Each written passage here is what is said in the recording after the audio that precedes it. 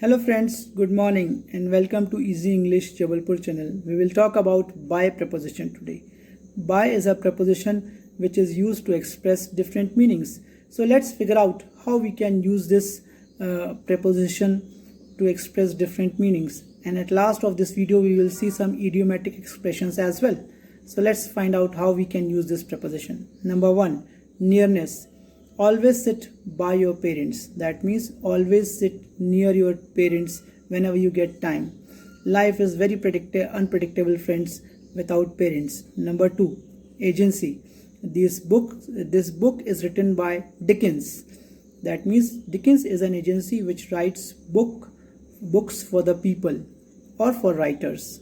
Next, to talk about time. We traveled by night. That means you traveled all the night. Next, measurement. You can say that we sell these goods by weight. So by measuring weight you sell those goods. Let's see some idiomatic expressions with by. I will see him by and by. That means you haven't seen him for a long time. One more. You can say Hob isn't a fool by any means.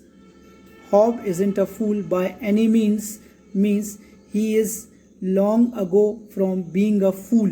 He is not a fool at all. So I hope friends you have understood some uses of by preposition and you will use in your day-to-day lives to express your feelings with to someone and with some other people as well. Thanks a lot friends. Have a nice day. Bye bye.